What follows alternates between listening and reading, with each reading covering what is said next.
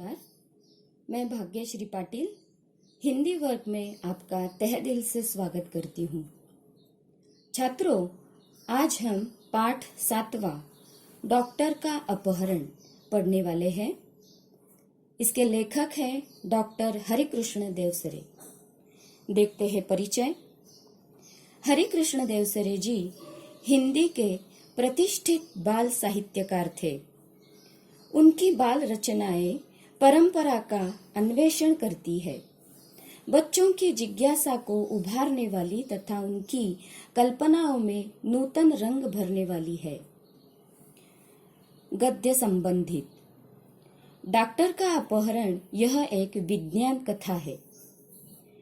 जीवन की किसी घटना का रोचक प्रवाही वर्णन कहानी है।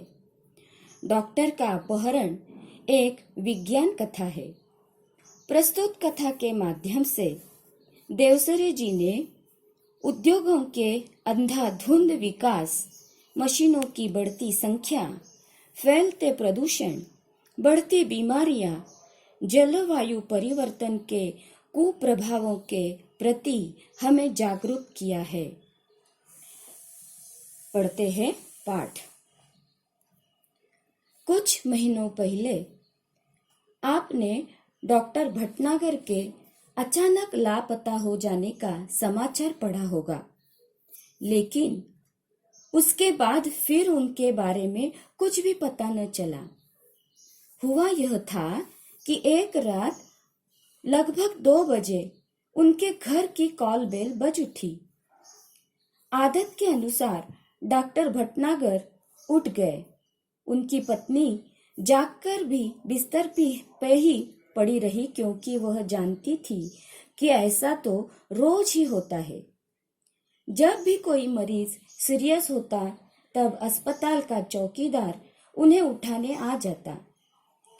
अगर किसी को उन्हें घर बुलाने जाना है तो वह भी आकर उन्हें जगा देता। डॉक्टर भटनागर मरीजों की सेवा करना अपना परम कर्तव्य समझते थे, इसलिए वह इसका बुरा न मानते, बल्कि सहर्ष चले जाते। कोई उन्हें फीस दे या ना दे, इसकी उन्हें कभी चिंता न थी। उस रात भी वह उठे और गाउन पहने ही दवाइयों का बैग उठाकर चले गए। आम तौर से होता यह था कि वह 1-2 घंटे में लौट आते थे, या फिर सवेरा होते होते अवश्य ही आ जाते थे, क्योंकि उन्हें अस्पताल समय से पहुंचने की आदत थी। किंतु उस दिन जब देर सुबह तक डॉक्टर भटनागर नहीं लौटे, तब उनकी पत्नी चिंतित हुई। पहले सोचा कि शायद मरीज की हालत गंभीर होगी, इसलिए देर लग गई होगी। फिर यह भी सोचा कि हो सकता है आज सीधे अस्पताल चले जाए। लेकिन जब मरीज उन्हें घर पर पूछने के लिए आने लगे, तब उनकी हैरानी बढ़ गई। उन्होंने मित्रों तथा अन्य संबंधियों को फोन किया और डॉक्टर साहब के बारे में पूछताछ की, किंतु कोई जानकारी न मिली। कुछ देर के लिए वह यही मान बैठी कि शायद वे किसी दूर के गांव में गए हो और किसी कारण से जल्दी वापस न आ पाए हो। शाम तक भी डॉक्टर साहब नहीं लौटे, तब उन्होंने पुलिस स्टेशन को फोन किया। डॉक्टर भटनागर का इस तरह गायब हो जाना पुलिस के लिए भी हैरानी का कारण बन गया। चारों ओर खोज शुरू हो गई। वायरलेस से संदेश भेज दिए गए। डॉक्टर भटनागर के गायब होने का समाचार बिजली की तरह शहर भर फैल गया। उनकी पत्नी खोज के लिए केवल इतना ही सूत्र दे सकी कि डॉक्टर साहब अपनी कार में नहीं गए। उन्हें लेने कोई गाड़ी आई थी, जिसके बड़े पहियों के निशान उन्होंने सवेरे घर के बाहर सड़क और फुटपाथ पर देखे थे। छात्रों, इस पाठ्यांश में हमने यह देखा कि डॉक्टर भटनागर कुछ महीनों पहले लापता हो जाते हैं। डॉक्टर साहब मरीजों की सेवा करना अपना परम कर्तव्य समझते थे, इसलिए जब भी कोई मरीज रात में सीरियस होता तो वे तुरंत अस्पताल पहुंच जाते थे। किंतु उस दिन देर सुबह तक डॉक्टर भटनागर नहीं लौटे तो उनकी पत्नी चिंतित होती है। शाम तक भी वे नहीं लौटते, तब पत्नी पुलिस स्टेशन को फोन करती है और पत्नी खोज के लिए केवल इतना ही सूत्र दे सकी कि उन्हें लेने कोई गाड़ी आई थी जिसके पहियों के निशान कार से बड़े थे। छात्रों, इस पाठ्यांश में आए शब्दार्थ। लापता होना मतलब गायब होना, समाचार यानी खबर, हैरानी यानी परेशानी, अचानक, सहसा, पत्नी यानी भार्या, नदारद मतलब गायब, द्वार यानी दरवाजा, डर यानी भय, चिन्ह यानी निशानी। पाठ्यांश में आए कुछ विलोम। जल्दी विरुद्ध देरी, मित्र विरुद्धार्थ शब्द शत्रु, बाहर विरुद्धार्थ अंदर, गांव विरुद्धार्थ शहर, दूर विरुद्धार्थ पास, दिन विरुद्धार्थ रात। छात्रों, बढ़ते हैं आगे के पाठ्यांश की ओर। मोहल्ले वालों से पूछताछ करने पर भी कोई जानकारी न मिली। फिर भी पुलिस ने वायरलेस से यह सूचना भी जारी कर दी कि कहीं किसी एक्सीडेंट के बारे में जानकारी मिले तो सूचना तुरंत दी जाए। कई दिन बीत गए, कोई सूचना नहीं मिली। चूंकि डॉक्टर भटनागर का कोई शत्रु भी न था, इसलिए यह शंका करना व्यर्थ था कि उनकी हत्या कर दी गई होगी। पुलिस अब केवल दो ही सूत्रों पर विचार कर रही थी। एक यह कि कुछ गुंडों ने उन्हें छिपा लिया हो और सब उनकी पत्नी से मोटी रकम की मांग करे। दूसरा यह कि कोई डाकू दल उन्हें किसी डाकू का इलाज कराने के लिए ले गया हो। दिन पर दिन बीतते गए और डॉक्टर भटनागर के बारे में कोई जानकारी न मिली।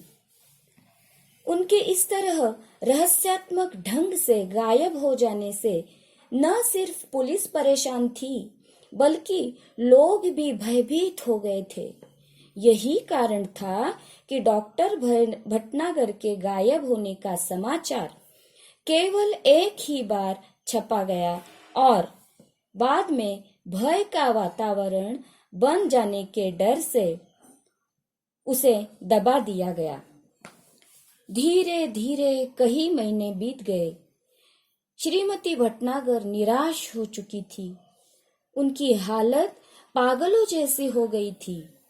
हर रोज सुबह उठती और दरवाजे पर आकर खड़ी हो जाती, जैसे वह भटनागर जी के आने की प्रतीक्षा कर रही हो।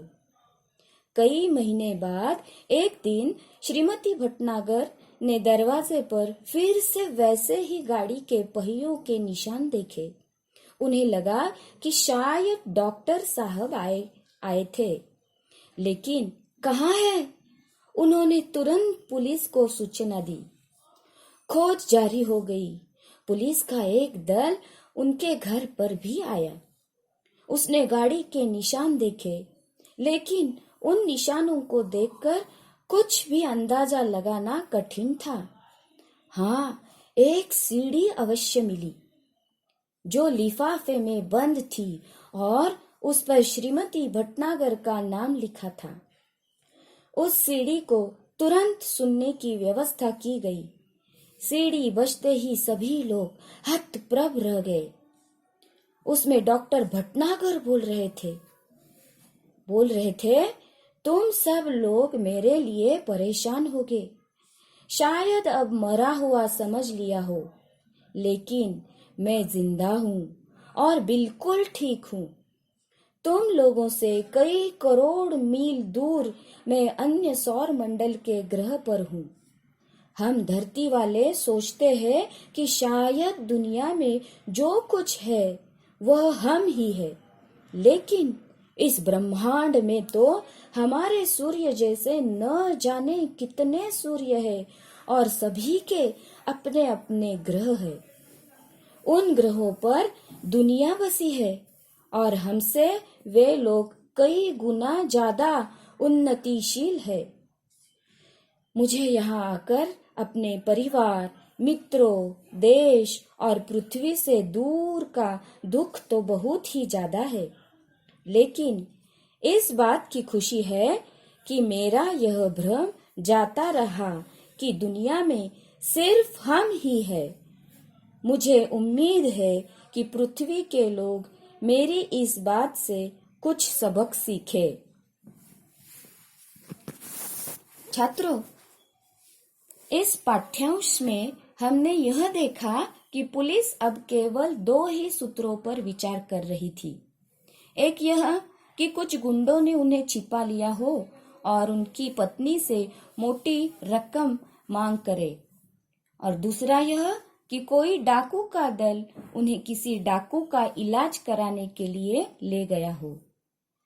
डॉक्टर के रहस्यात्मक ढंग से गायब हो जाने से न भय का वातावरण बन गया। कई महीने बाद लिफाफे में बंद श्रीमती भटनागर के नाम एक सीडी मिलती है। उसमें डॉक्टर भटनागर बोल रहे थे कि मैं जिंदा हूँ और करोड़ों मील दूर में एक अन्य सौर मंडल के ग्रह पर हूँ।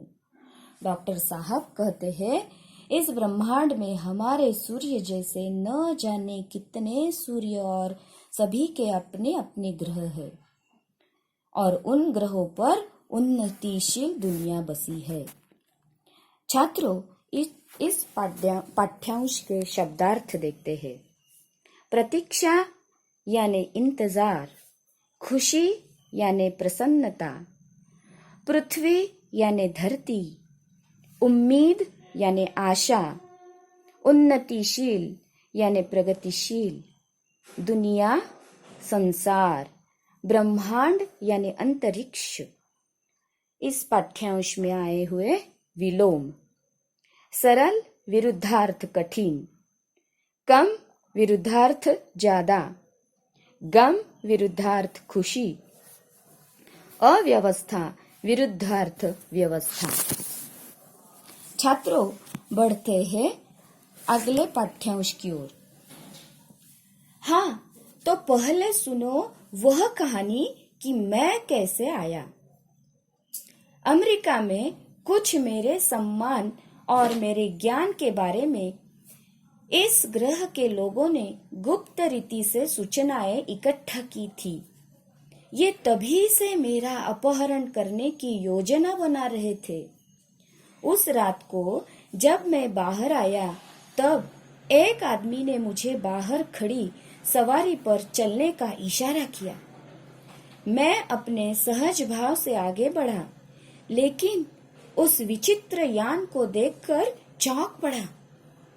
इसके पहले कि मैं कोई विरोध करता या भागने की कोशिश करता, 3 लोगों की मजबूत बाहों ने मुझे जकड़कर यान के अंदर डाल दिया। यान तेजी से घूमकर सूं सूं की आवाज करता हुआ आसमान में उड़ गया। घबराहट के कारण मैं बेहोश हो गया था और जब मुझे होश आया तो वह यान इस ग्रह पर पहुंच चुका था। मुझे एक विशेष किस्म का प्लास्टिक सूट पहना गया ताकि मैं ग्रह के वातावरण के अनुकूल रह सकूं। अब चूंकि मुझे यहाँ आए हुए काफी समय हो गया है, मैं यहाँ से भागने की कोशिश भी नहीं कर सकता। इसलिए मुझे आप सब लोगों के लिए यह संदेश रिकॉर्ड करके भेजने की अनुमति दी गई है। इस ग्रह का नाम बड़ा ही विचित्र सा है। यहाँ के लोग विज्ञान में बहुत आगे बढ़ चुके हैं। इनके पास ऐसे यान है कि ये एक सौर मंडल से दूसरे तक आसानी से आते जाते हैं। यहाँ भी लोगों ने रहने के लिए घर बना रखे हैं। कारखाने, बाजार, बस्तियां, मोटरें हैं, सभी कुछ है, लेकिन हमसे बिल्कुल भिन्न। इनके अपने वैज्ञानिक सिद्धांत भी है। इन्हें कई सौर मंडलों और उनके ग्रहों के बारे में जानकारी तक है। हमारा सौर मंडल इनके सबसे निकट है, इसलिए इन्होंने आसानी से मेरा अपहरण कर लिया है। मेरे अपहरण का कारण जानने से पहले यह जान ले कि ये लोग चिकित्सा शास्त्र में बहुत पिछड़े हुए हैं। यह एक ऐसा ग्रह है जहां विज्ञान अपनी चरम सीमा को पहुंच चुका है। यहाँ के आदमी अब आदमी नहीं, मशीन हो गए हैं। यहाँ का सारा काम मशीनों से ही होता है और इसका नतीजा यह हुआ कि धीरे धीरे आदमी का महत्व कम होता गया। अब इस पूरे ग्रह में मशीनें ज्यादा और आदमी कम है। जो लोग हैं वे मशीनों के गुलाम हैं। दूसरी ओर यहाँ के लोगों को एक विचित्र तरह का सड़न रोग होने लगा है। शरीर का कोई अंग अचानक सड़ना शुरू हो जाता है और फिर वह आदमी मर जाता है। इस रोग का इलाज इन्हें अब तक नहीं मालूम हो सका है, लेकिन इस रोग का कारण वे मशीनें ही है जो इन्हें नाकारा बनाए हुए है। यहाँ के वैज्ञानिकों ने मेरे बारे में सुना। इन्होंने सोचा कि क्यों न मुझे यहाँ बुलाया जाए। तब कोई ऐसी तरकीब सोची जाए कि सड़ा हुआ अंग काट कर उसके स्थान पर दूसरा अंग लगा दिया जाए। बस इसी कारण मेरा अपहरण हुआ है। आज मैं यहाँ बैठकर सोच रहा हूँ कि हमारी पृथ्वी पर भी विज्ञान तेजी से उन्नति कर रहा है। उद्योगों के विकास से मशीनों की संख्या बढ़ रही है।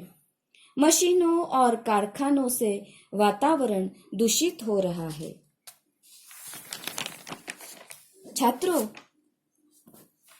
इस पाठ्यांश से हमने देखा कि भटनागर जी का अमेरिका में हुए सम्मान और उनके ज्ञान के बारे में उस ग्रह के लोगों ने गुप्त रीति से सूचना इकट्ठा कर ली थी। तभी से अपहरण की योजना बनाकर डॉक्टर जी का अपहरण उन्होंने किया था। पृथ्वीवासियों को संदेश रिकॉर्ड करके उन्होंने भेजा था। इस विचित्र ग्रह के लोग विज्ञान में बहुत आगे बढ़ गए हैं। हमारा सौर मंडल उनके सबसे निकट है, इसलिए उन्होंने आसानी से डॉक्टर जी का अपहरण कर लिया। इस ग्रह के लोग चिकित्सा शास्त्र में पिछड़े हुए हैं और यहाँ के लोगों को एक विचित्र सड़न रोग होने लगा है। उन्होंने डॉक्टर साहब के बारे में सुना था और उपाय योजना के कारण डॉक्टर साहब का अपहरण हो चुका था। बच्चों, अभी शब्दार्थ देखते हैं। नतीजा यानी परिणाम, कहानी यानी कथा, कोशिश यानी प्रयास, बाजार यानी मंडी, तरकीब यानी युक्ति, रात निशा, स्थिति मतलब दशा, रोग यानी बीमारी। कुछ विलोम, आसानी विरुद्धार्थ कठिनाई, सम्मान विरुद्धार्थ अपमान, अनुकूल विरुद्धार्थ प्रतिकूल, ज्ञान विरुद्धार्थ अज्ञान। छात्रों, बढ़ते हैं अगले पाठ्यांश की ओर। आज भी पृथ्वी पर कैंसर, दिल की बीमारियां, तनाव के कारण होने वाली बीमारियां, ब्लड शुगर आदि उस भविष्य का संकेत है। इस ग्रह के लोग इस सभी मुसीबतों से गुजर चुके हैं, लेकिन इन पर ध्यान नहीं दिए। अब स्थिति यह है कि अगर तुरंत कोई उपाय योजना न की तो शायद यहाँ इसे इंसानों को नामो निशान मिट जाएगा। बस यहाँ होगी ऊंची इमारतें, बड़े बड़े कारखाने, चिमनियां और दैत्याकार मशीनें। आप सोच रहे होंगे कि जो देश विज्ञान में इतना आगे बढ़ चुका है, वह चिकित्सा शास्त्र में इतना पीछे कैसे रह गया। इसका कारण यह रहा है कि यहाँ के निवासियों का शरीर बहुत मजबूत होता है। उसकी ऊपरी चमड़ी मोटे प्लास्टिक जैसे पदार्थ की बनी होती है। इस पर हवा, पानी का या मिट्टी का कोई असर नहीं होता। हाँ, जब ये बच्चे रहते हैं तब अवश्य यह चमड़ी नरम रहती है, लेकिन बाद में धीरे धीरे सख्त हो जाती है। यह सब यहाँ की जलवायु का प्रभाव है। यहाँ लोग बीमार नहीं पड़ते, इसीलिए उन्हें चिकित्सा की जरूरत ही नहीं पड़ती है।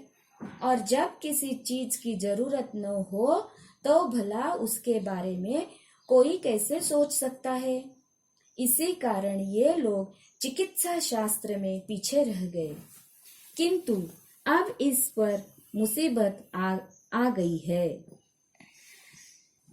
मैंने सड़न रोग का अध्ययन कर लिया है और इनके शरीर की बनावट का भी, किंतु समस्या यह है कि पृथ्वी के चिकित्सा सिद्धांतों को यहाँ लागू नहीं किया जा सकता।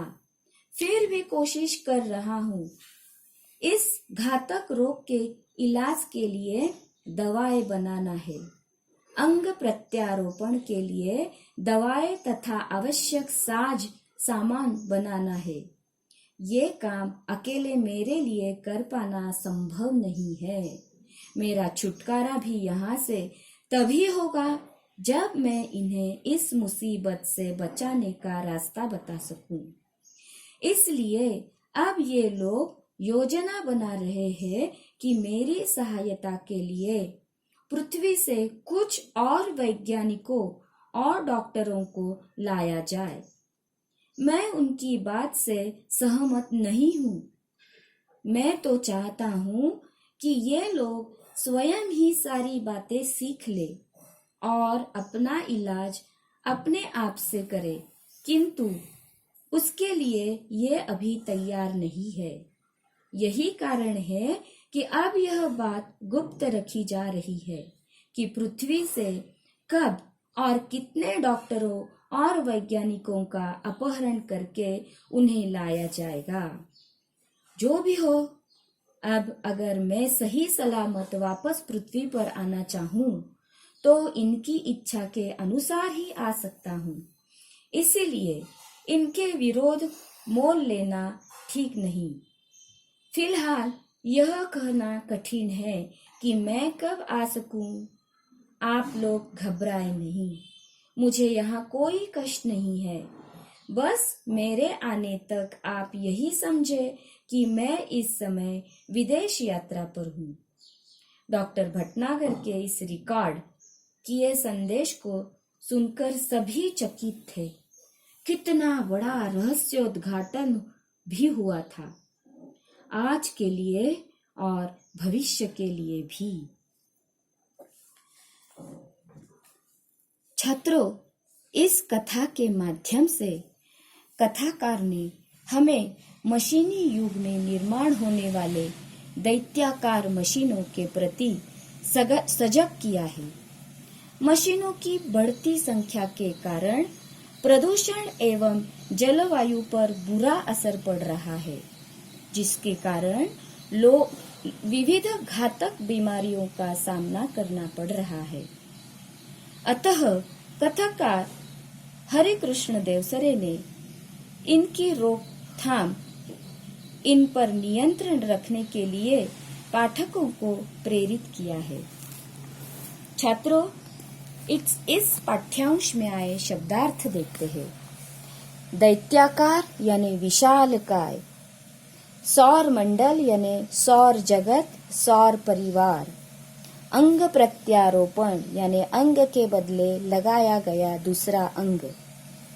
विलोम, शुरू खत्म, आज विरुद्धार्थ कल, अपना विरुद्धार्थ पराया, सहमत विरुद्धार्थ असहमत, आवश्यक विरुद्धार्थ अनावश्यक।